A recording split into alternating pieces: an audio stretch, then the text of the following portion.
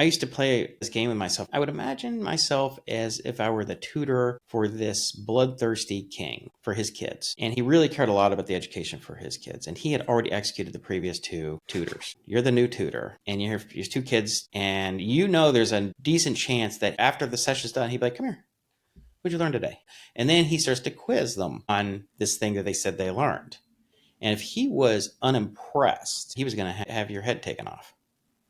Okay, so if you're in that situation, how would you teach?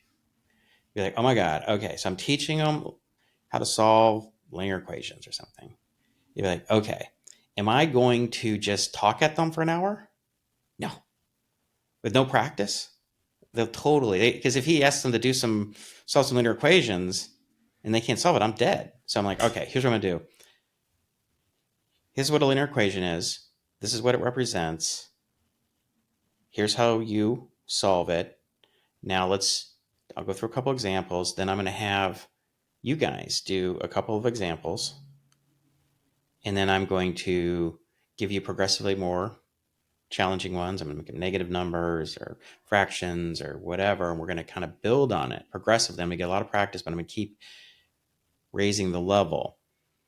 But it's always going to be you as a student, going through the process, the procedure of performing the skill that I'm trying to get you to acquire.